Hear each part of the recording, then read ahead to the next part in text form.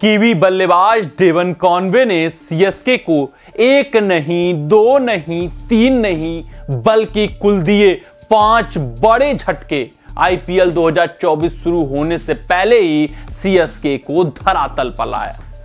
जी हां, Devon Conway के बारे में अगर बात करें तो गुरु वो 8 हफ्ते के लिए कम से कम क्रिकेटिंग एक्शन से दूर हो चुके हैं, जिस कारण से भैया वो first half of the IPL तो नहीं ही खेलेंगे।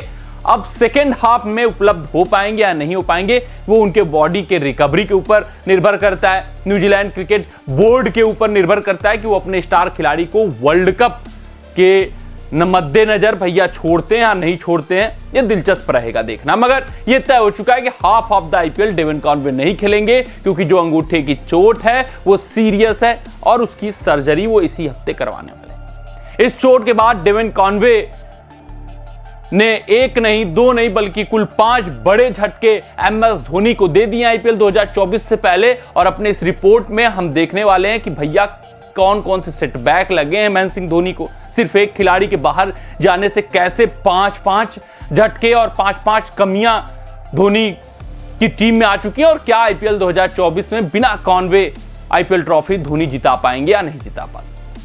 इस रिपोर्ट में इन सभी बातों पर चर्चा होगी, लेकिन वीडियो में आगे बढ़ने से पहले आप सभी व्यूअर से यही आग्रह है, यही अनुरोध है कि गुरु अगर आपको हमारे अपडेट्स पसंद आते हो तो वीडियो को लाइक, चैनल को सब्सक्राइब, वहीं फेसबुक पेज पे वीडियो देख रहे हो तो फेसबुक पेज को फॉलो कर लीजिएगा, और अगर वीडियो बहुत पसंद आए तो वीडियो को शेयर करना मत भूलिएगा। अब आ जाते हैं सबसे पहले सेटबैक के ऊपर नजर डाल लेते हैं। तो भैया बतौर ओपनर बल्लेबाज महेंद्र सिंह धोनी के ब्रह्मास्त्र थे डेवन कॉनवे। अगर आप उनके आईपीएल में आंकड़ों पर नजर डालेंगे, गुरु कुल 23 मुकाबले उन्होंने सीएसके टीम के लिए खेला हुआ है, रन बनाए हैं 924, औसत पर ध्यान दीजिएगा 48.63 का अगर किसी बल्लेबाज का औसत है वो भी टी20 फॉर्मेट में, तो ये दिखाता है, ये दर्शाता है कि वो बल्लेबाज कितना कंसिस्टेंट है और उस टीम के लिए कितने अहम खिलाड़ी हैं। उसके बाद स्ट्राइक रेट पर भी हम फोकस करेंगे, क्योंकि सिर्फ औसत नहीं मतलब तेज गति से भी रन बनाते हैं कॉनवे। 141.28 पावर प्ले में बखूबी पावर प्ले का उपयोग करते हैं। जब पावर प्ले खत्म होता है तो स्पिनरों को भी चौके और छक्के मारते हैं और अंत में डेथ ओवर्स में भी खूब सारे रन बटोरते हैं। तो ये जो स्ट्राइक रेट है दर्शाता है कि कितने दिग्गज खिलाड़ी और कितने अहम खिलाड़ी सीएसके टीम से आईपीएल 2024 के शुरू होने से पहले बाहर हो चुके हैं, और कॉनवे के जाने से भैया महेंद्र सिंह धोनी की टीम क्यों कमजोर नजर आ रही है। महेंद्र सिंह धोनी की जो दूसरी दुविधा है वो ये है कि कॉनवे को पूरी तरीके से बाहर कर दिया जाए आईपीएल से, या फिर रुका जाए, इंतजार किया जाए कि आईपीएल के आधे के बाद वो उपलब्ध हो जाएंगे, फाइनल में अगर हम या टॉप 4 में पहुंचे तो वो हमारे लिए अहम रोल निभा सकते हैं। सबसे बड़ी दुविधा यहां पर है कि उनके रिप्लेसमेंट का ऐलान कर दिया जाए, क्योंकि अभी तय नहीं हुआ है कि हाफ ऑफ द आईपीएल के बाद कॉनवे उपलब्ध होंगे ही होंगे। न्यूजीलैंड क्रिकेट बोर्ड उनको खेलने के लिए अलाउ करेगा ही करेगा, तो ये सबसे बड़ा असमंजस है। अगर पहले से पूरी क्लैरिटी हो जाए कि पूरे आईपीएल से बाहर है कॉनवे, तो भैया महेंद्र सिंह धोनी नए रिप्लेसमेंट का ऐलान कर देंगे, फिर अगले संस्करण में उपलब्ध होंगे तो फिर से कॉनवे को अपनी झोली में डाल देंगे। लेकिन अभी यही तय हुआ है कि वो हाफ ऑफ द आईपीएल से बाहर हैं, अगले हाफ में खेलेंगे कि नहीं खेलेंगे वो क्वेश्चन मार्क है, जिस कारण से नए रिप्लेसमेंट का ऐलान महेंद्र सिंह धोनी नहीं कर पा रहे। बात करें तीसरे कारण की, तो ये कॉनवे बाहर गए हैं, लेकिन इंपैक्ट किसके ऊपर होने वाला है आपको बताते चलूं तो ऋतुराज गायकवाड़ के बल्लेबाजी पर इंपैक्ट होगा। वो समझते हैं कैसे।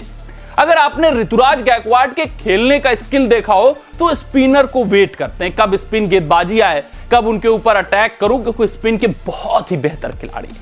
लेकिन ऋतुराज गायकवाड़ की जो सबसे बड़ी कमजोरी है वो है पेस गेंदबाजी। अभी तक भारतीय टीम में जब भी भैया वो आए हैं पावर प्ले में बहुत ही धीरे खेला हुआ है। क्यों धीरे खेला हुआ? क्योंकि तेज गेंदबाजों को उतने अच्छे तरीके से ऋतुराज गायकवाड़ नहीं डील कर पाते हैं। लेकिन सीएसके टीम में इतने सफल ऋतुराज गायकवाड़ सिर्फ और सिर्फ एक बल्लेबाज के देन पर हैं, वो है डेवन कॉनवे। क्योंकि पावर प्ले के ओवरों में डेवन कॉनवे को महारत है कि कैसे तेज गेंदबाजों को चौके और छक्कों में डील करना है, किस तरीके से भैया स्विंग को खेलना है, और पूरी तरीके से वो दबाव ऋतुराज गायकवाड़ के ऊपर से हटा देते हैं, क्योंकि वो दूसरी छोर से रन गति मेंटेन किए रहते हैं, जिस वजह से ऋतुराज गायकवाड़ पावर प्ले के ओवरों में भैया आराम से खेल लेते हैं। फिर जब स्पिनर्स आते हैं तो उनके ऊपर ऋतुराज गायकवाड़ अटैक करते हैं। लेकिन अब कॉनवे के बाहर जाने के बाद जो दूसरा सलामी बल्लेबाज है वो ऋतुराज गायकवाड़ की इस काबिलियत को समझेगा या नहीं समझेगा, और क्या वो इस पेस को उतनी ही बखूबी खेल पाएगा जितना बखूबी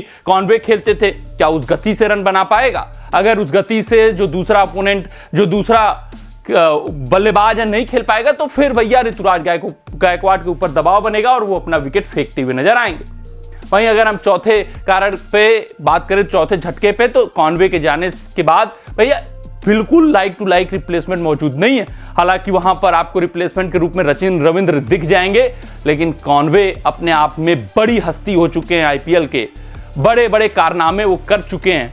48 का औसत रखना भैया, उस खिलाड़ी को रिप्लेस करना मुश्किल ही नहीं, नामुमकिन है।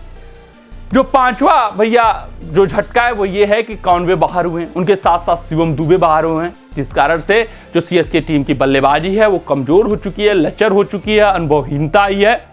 अब धोनी के लिए समस्या बन गई है कि कैसे इस कमी को पूरा किया जाए, जो अनुभवहीनता आएगी, और जो कमजोर हो गई है बैटिंग ऑर्डर उसको कैसे मजबूत किया जाए। तो इन 5 बड़े झटकों के कारण धोनी का सिरदर्द बढ़ता हुआ नजर आ रहा है। अब सबसे बड़ा सवाल ये उठता है कि भैया ये जो 5 कमियां आई हैं सीएसके टीम में, इनको कैसे धोनी दूर करेंगे, और क्या आईपीएल 2024 इन कमियों के बावजूद सीएसके धोनी उठा पाएंगे या नहीं उठा पाएंगे, सीएसके की झोली में एक और आईपीएल ट्रॉफी डाल पाएंगे या नहीं डाल पाएंगे। कमेंट सेक्शन में आप कमेंट दाग दीजिएगा कि आईपीएल 2024 में महेंद्र सिंह धोनी सीएसके को ट्रॉफी जिता पाएंगे या नहीं जिता पाएंगे। मिलते हैं अगले रिपोर्ट में, तब तक आप अपना ध्यान दें, सुरक्षित रहें, स्वस्थ रहें, मस्त रहें। जय हिंद, जय भारत। अगर ये वीडियो आपको पसंद आया हो तो इसे लाइक और शेयर करें, और क्रिकेट से जुड़ी अन्य जानकारियों के लिए हमारे चैनल को सब्सक्राइब करना ना भूलें।